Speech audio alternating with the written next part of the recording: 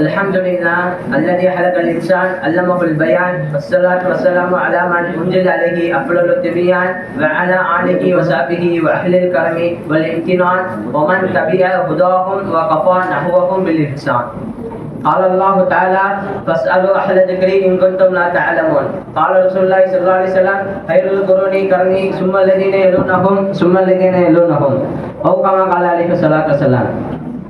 நாம் இமாம்களை ஏன் பின்பற்ற வேண்டும் என்பதற்கு முன்னால் இமாம்கள் என்றால் யார் என்பதை நாம் தெரிந்து கொள்ள வேண்டும். இமாம் என்றால் தலைவர் என்பதாக அர்த்தமாகும். நம்மை வழி நடத்தக்கூடியவர்களே நாம் இமாம்கள் என்று குறிப்பிடுவோம். அல்லாஹ் தஆலா எதை ஏவினானோ எதன் பிரகாரம் நம்மை நடக்க சொன்னானோ, ரசூல் எதை ஏவினார்களோ எதன் பிரகாரம் நம்மை நடக்க சொன்னார்களோ அதன்படி நம்மை வழி நடத்துவதற்காக அவர்கள் அந்த அல்லாஹ் ரசூலுடைய கட்டளைகளை தன்னுடைய வாழ்வாக மாற்றி அதன் பிரகாரம் தான் முழுமையாக செயலாற்றி அதை நமக்கு வலியுறுத்துபவர்களே இமாம்கள். இந்த மதுஹபுகள் எதற்கு தோன்றியது என்று தெரியுமா? அன்னலாருடைய மறைவிற்கு பிறகு மக்களிடையே நிறைய குழப்பங்கள், நிறைய கேள்விகள், பல பித்னாக்கள் வெடிக்க தொடங்கின. அப்பொழுது இருந்த சஹாபாக்கள் இதனை தீர்ப்பதற்கு குர்ஆனையும் ஹதீஸையும் இணைத்து மசாலாக்களையும் சட்டங்களையும் அப்பொழுதே தொகுத்தார்கள். அதற்கு பிறகு தொற்றுநோய்கள் போல மக்களிடத்தில் அதிகமான பித்னாக்கள் வெடிக்க தொடங்கியது. அப்பொழுதுதான் இமாம்கள் ரசூலின் சுன்னத்துகளை பேணி பாதுகாப்பதற்கும் அல்லாஹ்வுடைய சொற்களை கட்டளைகளை பாதுகாப்பதற்கும் மக்கள் வழி தவறாமல் இருப்பதற்கும் சட்ட திட்டங்களை கொண்டு வந்தார்கள். ஏன் குர்ஆன் ஹதீஸ் ஒன்றுதானே? எதற்கு 4 இமாம்கள் 4 மذஹபுகள் என்ற கேள்விகள் அனைவருக்குள் இருக்கும்.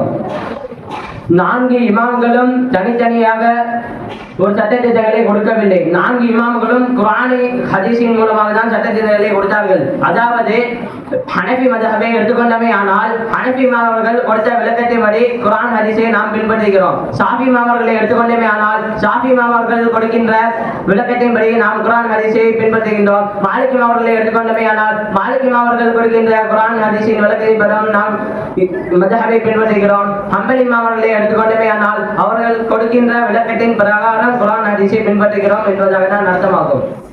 இக்காலத்தில் வாழக்கூடிய வஹாபிகள் இமாம்கள் தேவையில்லை என்பதாக கூறுகிறார்கள். அன்புமிக்கவர்களே, எப்படி இமாம்கள் தேவையில்லாமல் இருப்பார்கள்? இமாம்கள் இல்லை என்றால் இக்காலத்தில் ஒளி எப்படி செய்ய வேண்டும், ஒளியுடைய சுன்னத் என்ன, முஸ்தஹப் என்ன, வாஜிப் என்ன, தொழுகை எப்படி தொழுக வேண்டும், ஏன் நாம் ஒவ்வொரு செயலிலும் நுணுக்கமாக கவனிக்க வேண்டிய ஹலால் என்றால் என்ன, ஹராம் என்றால் என்ன, பிரிவினையை நமக்கு எப்படி தெரிஞ்சிருக்கும்? இமாம்கள் நமக்கு சட்டத்திட்டங்களாக தொகுத்து தந்ததால் தானே தெரிந்தது. எப்படி அவர்கள் தேவையில்லை என்று நாம் சொல்ல முடியும்? இன்னும் ஒருபடி மேல் சொல்ல வேண்டும் என்றால் 100 சஃபுகள் கொண்ட பள்ளியில் இமாம் தொழு வைக்கும் பொழுது முதல் 10 சஃபுகள் இமாமை சரியாக பின்பற்றுவார்கள்.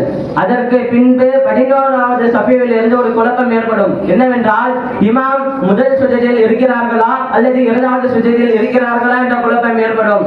எனவே அக்குழப்பத்தை தீர்ப்பதற்கு ஒவ்வொரு 10 சஃபிற்கும் ஒவ்வொரு முகப்பீர் இருப்பார். அந்த முகப்பீருக்கு இமாமை தான் பின்பற்றுவார். அவர் என்ன செய்வார் என்று சொன்னால், இமாம் அல்லாஹ் அக்பர் என்று கூறினார், இவரும் அல்லாஹ் அக்பர் என்று சொல்வார். இமாம் எதை சொல்கிறார்களோ அதை இவரும் முன்மொழிவார். இதனால் 100 சஃபுகளிலும் தொழுகை சீராக நடைபெற்றது. ஒரு சாதாரண 100 சஃபுகள் கொண்ட பள்ளியில் இமாம் சொல்வதை 100வது சஃபில் உள்ள நபர்கள் சரியாக செய்வதற்கே வழிகாட்டியாக 10 நபர்கள் தேவைப்படுகிறார்கள் என்று சொன்னால் 1500 வருடங்களுக்கு முன்னால் வாழ்ந்த ரசூலுல்லாஹி ஸல்லல்லாஹு அலைஹி வஸல்லம் அவர்கள் கூறியவற்றையும் அல்லாஹ் நமக்கு ஏவியவற்றையும் நமக்கு வந்து சேருவதற்கு இமாம்கள் எப்படி தேவையில்லாமல் இருப்பார்கள்? இன்னும் வஹாபிகள் இதற்கு இமாம்களை நீங்கள் பின்பற்றுகிறீர்களே, இதற்கு குர்ஆனில் உங்களுக்கு ஆதாரம் உள்ளதா என்பதாக கேட்கிறார்கள். குர்ஆனில் தெளிவான ஆதாரம் இருக்கிறது. ஃபஸ்அலு அஹ்ல திக்ரி இன் குன்தும் லா தஅலமூன். உங்களுக்கு ஒரு விஷயம் தெரியவில்லையா, தெரிந்தவிடத்தில் கேட்டுக்கொள்ளுங்கள் என்பதாக அல்லாஹ் தன் திருமறை குர்ஆனில் கூறுகிறார். அதாவது எனக்கு ஒருவருடைய சட்டம் தெரியவில்லையா, ஹனஃபி மாவர்கள் சொல்லி தருகிறார்கள், நான் கேட்டு தெரிந்து கொள்கிறேன். தொழுகை எப்படி தொழுக வேண்டும் என்று தெரியவில்லையா, ஷாஃபி மாவர்கள் சொல்லி தருகிறார்கள், நான் கேட்டு தெரிந்து கொள்கிறேன். தலாக்குடைய சட்டம் தெரியவில்லையா, மாலிக் இமாம் சொல்லி தருகிறார்கள், நான் கேட்டு தெரிந்து கொள்கிறேன். ஹலால் என்ன ஹராம் என்று தெரியவில்லையா, ஹம்பலி மாவர்கள் சொல்லி தருகிறார்கள், நான் கேட்டு தெரிந்து கொள்கிறேன் என்று அல்லாஹ் தஆலா தன் திருமறையில் நமக்கு தெரியாத விஷயங்களை தெரிந்தவர்களுக்கு ஏற்று தெரிந்து கொள்ளுங்கள் என்பதாக அனுமதி தந்திருக்கிறான். அடுத்தபடியாக வஹாபிகள் ஹதீஸில் இமாம்களை பின்பற்றுவதற்கு ஆதாரம் உள்ளதா என்பதை கேட்கிறார்கள். ஹதீஸிலும் ஆதாரம் இருக்கிறது. அன்னபி ஸல்லல்லாஹு அலைஹி வஸல்லம் கூறுகிறார்கள், ஹைரல் குர்ஆனி கர்னி சும்மல்லதீன யலுனஹும் சும்மல்லதீன யலுனஹும். காலங்களை சொன்ன காலம் என்னுடைய காலம், என்னை சந்தித்தவர்களுடைய காலம், என்னை சந்தித்தவர்களை சந்தித்தடைய காலம் என்பதாக நபி ஸல்லல்லாஹு அலைஹி வஸல்லம் கூறுவார்கள். அன்புமிக்கவர்களே, இந்த 4 இமாம்களும் ரசூலுடைய காலத்தில் கட்டப்பட்டவர்களே. இமாம் அபூ ஹனீஃபா ரஹ்மத்துல்லாஹி அலைஹி அவர்கள் அனஸ் ரலியல்லாஹு போன்ற நேரடி சஹாபாக்களிடத்தில் கல்வி பயின்ற தாபீனாக திகழ்ந்தார்கள். ஷாஃபி இமாம், மாலிக் இமாம், ஹம்பலி இமாம் அவர்கள் தபா தாபீனாக திகழ்ந்தார்கள். இன்னும் நபி ஸல்லல்லாஹு அலைஹி அவர்கள் கூறுவார்கள், அஸ்ஹாபிகன் நுஜும் ஃபபி ஐயுஹும் இக்ததைதும் யுஹ்ததைதும். என்னுடைய சஹாபாக்கள் நட்சத்திரத்தை போன்றவர்கள், அவர்களில் ஒருவரை நீங்கள் பின்பற்றினாலும் நேர்வழி பெற்று விடலாம் என்பதாக நபி ஸல்லல்லாஹு அலைஹி கூறுவார்கள். அன்புக்குரியவர்களே, இங்கு நாம் சிந்தித்து பார்க்க வேண்டும். சஹாபாக்களுடைய மாணவர்கள் தாபீன்கள், தாபீன்களுடைய மாணவர்கள் தபா தாபீன்கள். 4 இமாம்களும் தாபீன் தபா தாபீன்ல கட்டப்பட்டவர்கள். தாபீன்களுடைய உஸ்தாத் சஹாபாக்கள், சஹாபாக்களுடைய உஸ்தாத் நபி ஸல்லல்லாஹு அலைஹி வஸல்லம் அவர்கள்.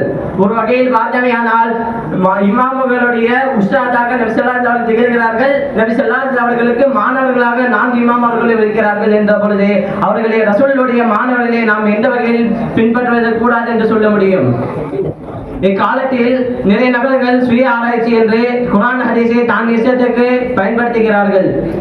அல்லாஹ் தஆலா அப்படி பயன்படுத்துவர்களுக்கு சரியான பாடத்தை தந்து அருள் புரிவானாக. இன்னும் இமாம்கள் நமக்கு எதை தொகுத்து தந்தார்களோ அதன் பிரகாரம் சரியாக அமல் செய்யக்கூடிய பாக்கியத்தை வல்லையவன் நம் அனைவருக்கும் தந்து அருள் புரிவானாக. வாஹிர் தஅவானா அல்ஹம்துலில்லாஹி ரப்பில் ஆலமீன். அஸ்ஸலாமு அலைக்கும் வரஹ்மத்துல்லாஹி தஆலா பரகாத்துஹு.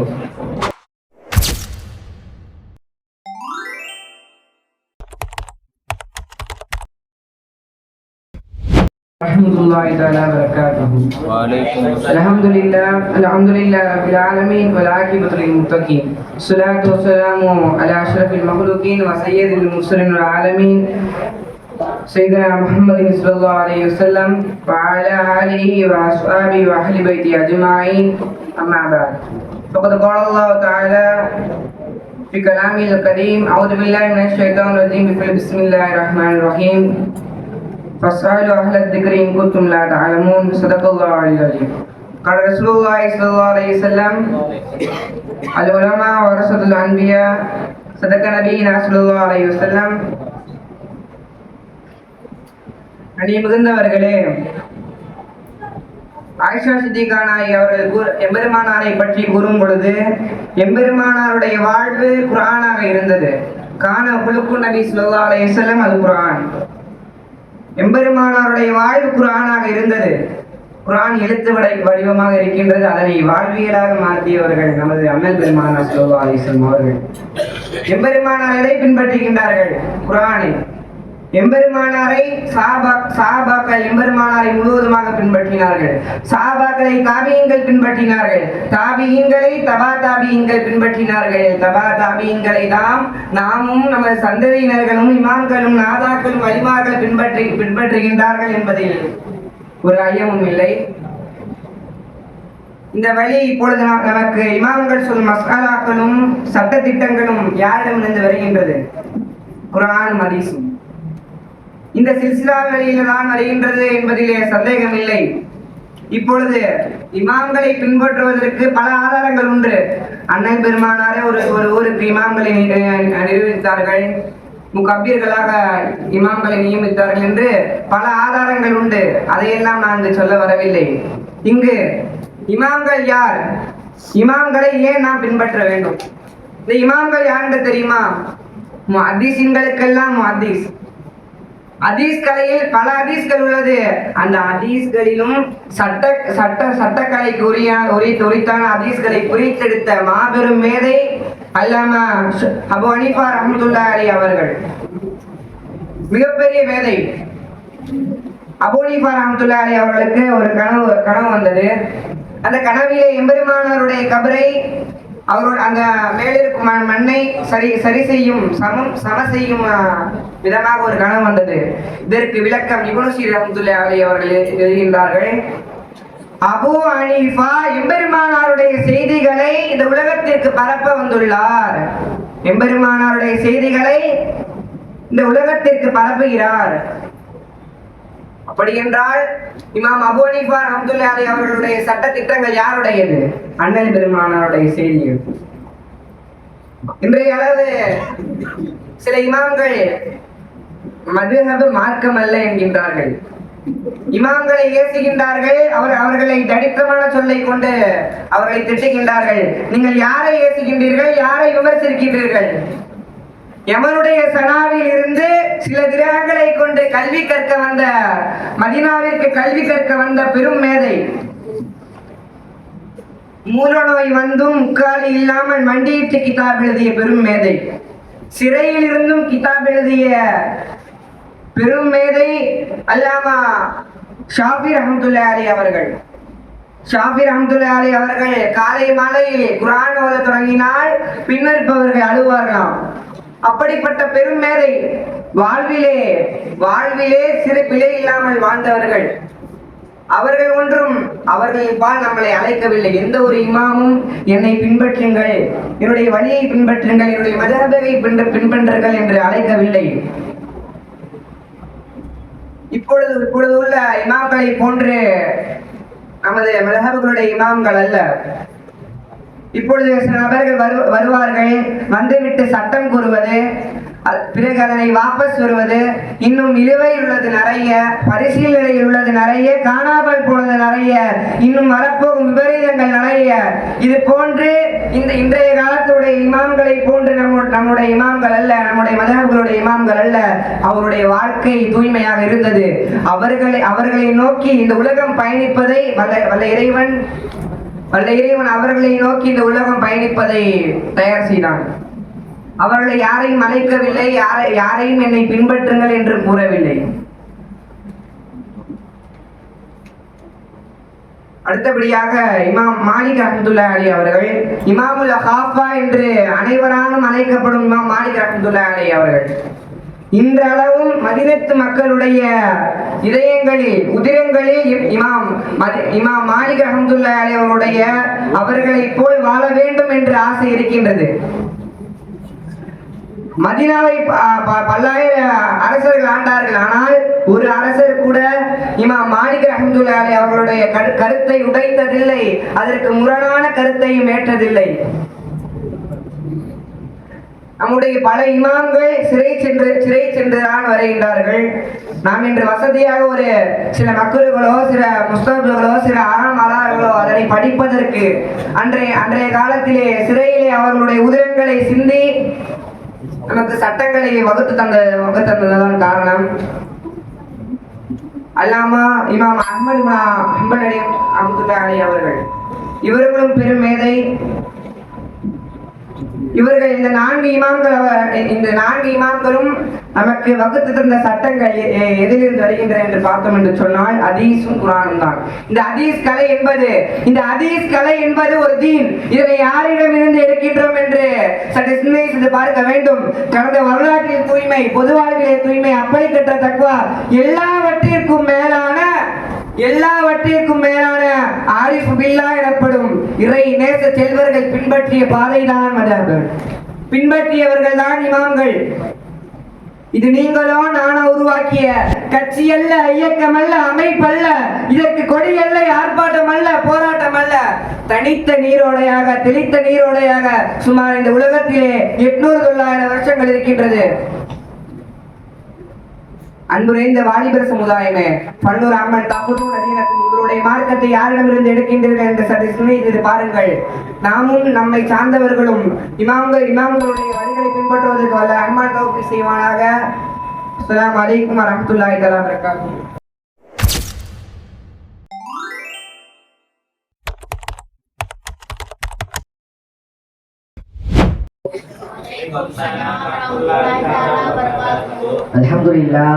Alhamdulillah Rabbil Alamin wal aqibatil muttaqin. Assalatu wassalamu ala sayyidina Muhammadin wa ala alihi wa sahbihi ajma'in.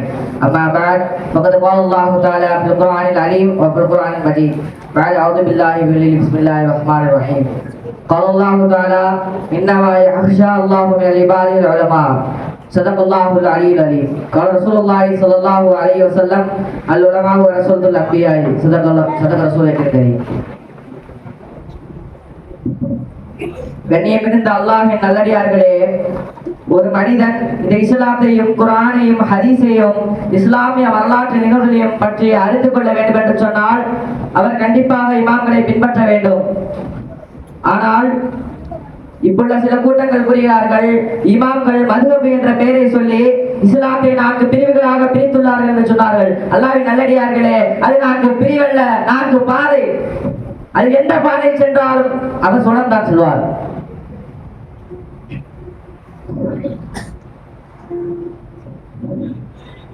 அது மட்டுமல்ல, இமாம்கள் அவர்களை பின்பற்றுவது தவறு, அவர்களை பின்பற்றக்கூடாது என்று கூறுகிறார்கள். இமாம்களை பின்பற்றுவது தவறல்ல. எது தவறு? அவர்கள் இஸ்லாமிற்காக தன்னுடைய வாழ்க்கையை அர்ப்பணித்தார்களா, அது தவறா?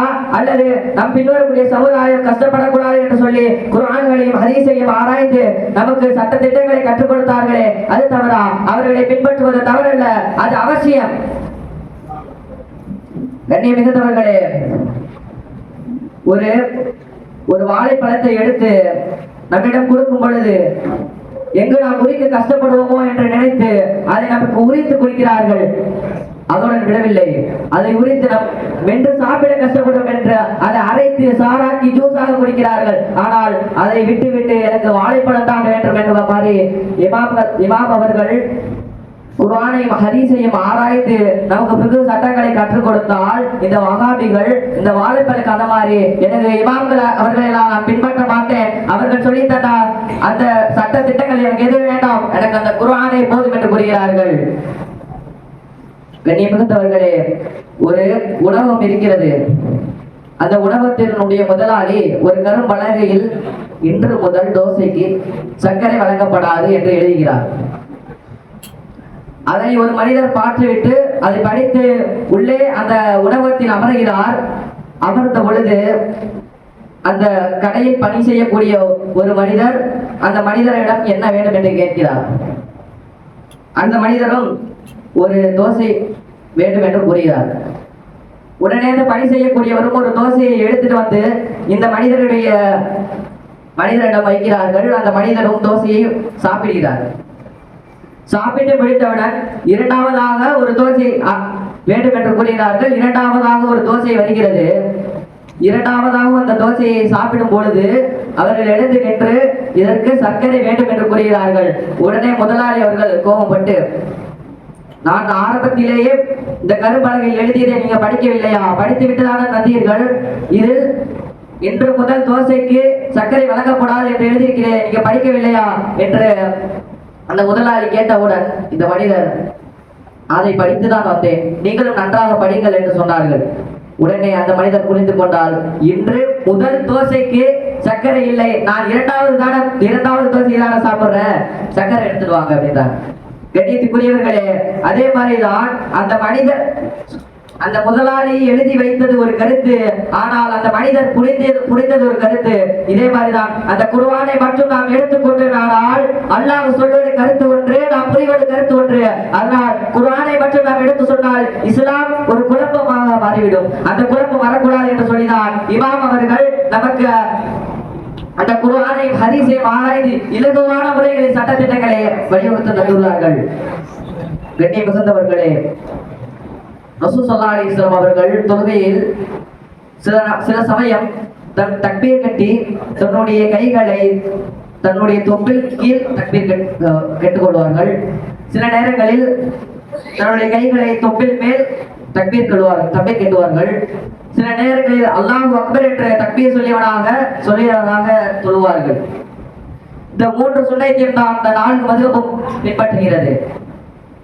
எப்படி என்றால் இமாம் அபூ ஹனீஃபா ரஹ்மத்துல்லாஹி அவர்களை மதுஹபை பார்த்தோம் என்றால் தக்பீர்களை சொல்லி தன்னுடைய இரு கைகளையும் தொப்பில் கீழ் கைகளை கட்டிக் கொள்வார்கள். ஷாஃபி மதுஹபை எடுத்துக்கொண்டவர்கள் சொன்னால் அவர்கள் தக்பீர்களை தன்னுடைய தொப்பிற்கு மேல் கைகளை கட்டிக் கொள்வார்கள். ஹம்பலி மதுஹபும் மாலிக் மதுஹபும் கைகளை விட்டு சொல்வார்கள். இதில் ரசூலுல்லாஹி அலைஹி வஸல்லம் அவர்களுடைய 3 சுன்னத்தையும் ஹயாத்தாக்குகிறார்கள் இந்த இமாமார்கள்.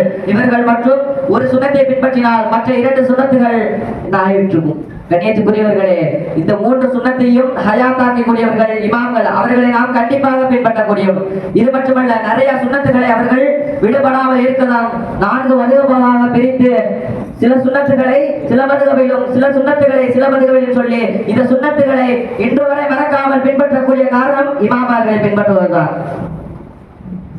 கண்ணியத்துக்குரியவர்களே, நாம் மரணிக்கும் வரை இமாமார்களை பின்பற்றக்கூடிய தௌஃபீக் அல்லாஹ் நமக்கு தந்தருள்வானா. வாஹித் அல்ஹம்துலில்லாஹி ரப்பில் ஆலமீன்.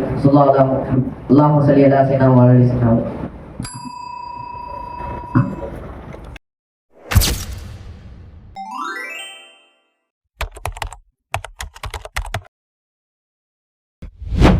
الكريم وعلى آله وصحبه أجمعين. أما بعد، قال الله تعالى: لقد كان لكم في رسول الله أسوة حسنة. صدق الله تعالى. قال نبينا صلى الله عليه وسلم: إنما بعثت معلما. நான் இங்கே எடுத்துக்கொள்ளும் தலைப்பு அகிலத்திற்கோர் அழகிய முன்மாதிரியான நபி ஸல்லல்லாஹு அலைஹி வஸல்லம் அவர்கள். ஒரு விஷயத்தை சொல்கின்றேன். உலகில் பல மதங்கள் தோன்றின. இந்து, கிறிஸ்டின், சமண மதம், பௌத்த மதம் என பல மதங்கள் தோன்றின. அதில் மண்பாழ்வை பற்றி மட்டும்தான் போதிக்கின்றார்கள். பின்பாழ்வையும் மண்பாழ்வையும் போதித்த ஒரே மார்க்கம் இஸ்லாமாக இருக்கின்றது. அதை போதித்தவர்கள் அன்னலார் பெருமானார் அவர்கள். புரிந்து கொள்ள வேண்டும் அன்பானவர்களே. ஒரு விஷயத்தை உங்களுக்கு சொல்கின்றேன். நபி ஸல்லல்லாஹு அலைஹி வஸல்லம் அவர்கள் சபையில் இருக்கும் பொழுது ஒரு சஹாபிய பெண்மணி அவர்கள் ஸல்லல்லாஹு அலைஹி வஸல்லம் அவர்களுக்கு ஒரு ஆடையை அன்பளிப்பாக தருவார்கள். அவர்கள் மகிழ வேண்டும் என்பதற்காக அந்த ஆடையை உடனடியாக அணிவித்து வருவார்கள். இதை பார்த்த சஹாபாக்களுக்கு ஆனந்தம் கொண்டார்கள். அந்த ஆனந்தம் சிறிது நேரம் தான் நீடித்தது. அப்பொழுது ஒரு சஹாபி எந்திரித்து, யார சொல்லலாம், நீங்கள் அணிந்திருக்கும் ஆடை எனக்கு வேண்டும் என்று கேட்டவுடன் ஸல்லல்லாஹு அலைஹி வஸல்லம் அவர்கள் மறு பேச்சு பேசாமல் அந்த ஆடையை அவர்களிடம் கொடுத்தார்கள். சஹாபாக்கள் எல்லாம் அந்த சஹாபிகள் கடும் கோபம் கொண்டார்கள். ஒரு சில நிமிடங்களில் அந்த சபை கிளைகிறது. அப்பொழுது அந்த சஹாபிகளிடம் நபித்தோழர்கள் கேட்கின்றார்கள், ஏன் இந்த மாதிரி காரியங்கள் செய்தீர்கள், விஷயம் என்னவென்று உங்களுக்கு தெரியுமா என்றார்கள். சொல்லுங்கள் என்கும் பொழுது, எனக்கு மரணம் எட்டும் பொழுது என்னுடைய கஃபன் துணியாக அன்னலாரின் மேனியின் பட்ட அந்த துணி எனக்கு கஃபன் துணியாக வர வேண்டும். இன்னொருவர்களை புரிந்து கொள்ள வேண்டும். அன்னலார் அவர்களை சஹாபாக்கள் எவ்வளவு நேசித்தார்கள், சஹாபாக்கள் அன்னலார் அவர்கள் எவ்வளவு நேசித்தார்கள். அரசியல் முன்மாதிரியில் பார்த்தோம் என்று சொன்னால் அன்னலார் தான். அன்னலார் போன்று எந்த தலைவரும் இல்லை, இக்காலத்து தலைவர்களும் இல்லை. அன்னலார் அவர்கள் மக்களோடு மக்களாக வாழ்ந்தார்கள். இக்காலத்து தலைவர்கள் அவர்களை பார்த்தால் நம்மளுக்கே பணாசை வந்துவிடும். அப்படி இருக்கின்றார்கள். அவர்கள் ஏழ்மையை விரும்பினார்கள். ஏழ்மையை விரும்பி இஸ்லாத்துடைய தலைவராக இருந்தார்கள். வீரத்தில் முன்மாதிரி அண்ணா நபி ஸல்லல்லாஹு அலைஹி வஸல்லம் அவர்கள் ஒரு சஹாபி அறிவிக்கின்றார்கள், நாங்கள் போரின் போது ஸல்லல்லாஹு அலைஹி வஸல்லம் அவர்கள் தான் படைக்கு முன்னால் நிற்பார்கள். எதிரிகளுக்கு முதல் அடி கொடுப்பது அண்ணல் நபி ஸல்லல்லாஹு அலைஹி வஸல்லம் அவர்கள். வீரத்தில் சிறந்தவராக இருந்தார்கள் அண்ணல் நபி ஸல்லல்லாஹு அலைஹி வஸல்லம் அவர்கள். தயங்க மாட்டார்கள், தைரியமாக துணிச்சலாக இறங்கி அடிப்பார்கள். வீரத்திலும் நற்குணத்திலும் பேச்சிலும் அழகிலும் நடை உடைய அனைத்திலும் முன்மாதிரியாக இருந்தார்கள். அவர்களை பின்பற்றினால் நம்மளுக்கும் சொர்க்கம் கிடைக்கும். அவர்களை பின்பற்றினால் தான் நம்மளுக்கு நேர்வழி அடைய முடியும். ஒரு விஷயத்தை சொல்கின்றேன். மருத்துவ ஆராய்ச்சியாளர்கள் புதிதாக நோய்களுக்கு புதிதாக மருந்து கண்டுபிடிக்கின்றார்கள் என்று நினைக்கின்றோம். அது தவறு. தீர்க்க முடியாத நோய் கேன்சர், அதற்கு சுரக்காய் நல்லது என்று இப்போதுதான் ஆராய்ச்சியாளர்கள் கண்டுபிடித்தார்கள். ஆனால் அண்ணல் கோமான் அவர்கள் அன்றே அறிவித்தார்கள் கேன்சருக்கு சுரக்காய் நல்லது என்று. அன்றைய அறிவித்ததை இப்போதுதான் மருத்துவர்கள் கண்டுபிடித்திருக்கின்றார்கள். மருத்துவத்திலும் முன்மாதிரியாக இருந்தார்கள். மிளகு மருத்துவத்திற்கு நல்லது என்று நபி ஸல்லல்லாஹு அலைஹி வஸல்லம் கூறுகின்றார்கள். அதை போன்று இப்போதுதான் கண்டுபிடிக்கின்றார்கள்.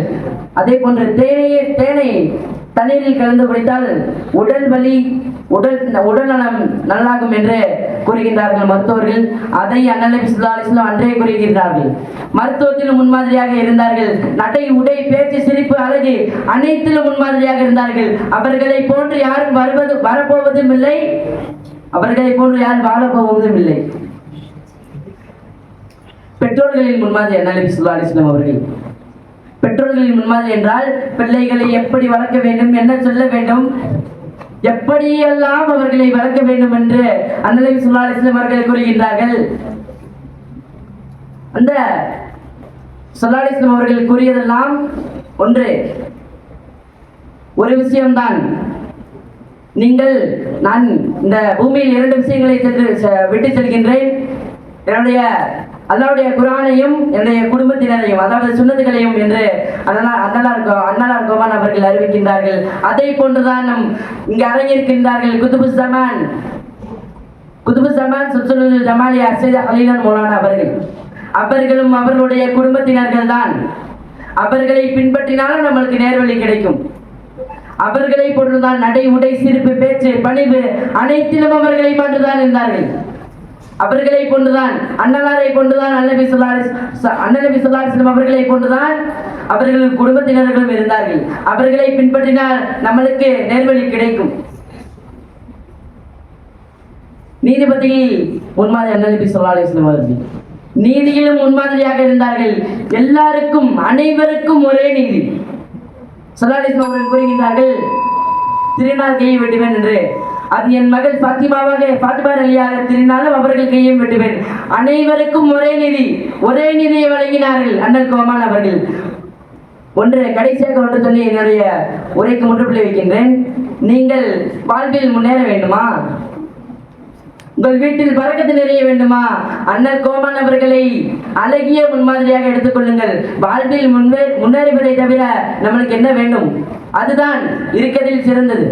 அண்ணல் கோமான் அவர்களை முன்மாதிரியாக எடுத்துக்கொள்வோம், வாழ்வில் வெற்றி அடைவோம் என்று கூறி எனது சிறிய முத்தான உரைக்கு முற்றுப்புள்ளி வைக்கின்றேன். வாஹிதான அல்ஹம்துலில்லாஹி ரப்பில் ஆலமீன். அஸ்ஸலாமு அலைக்கும் வரஹ்மத்துல்லாஹி தஆலா வபரகாத்துஹு.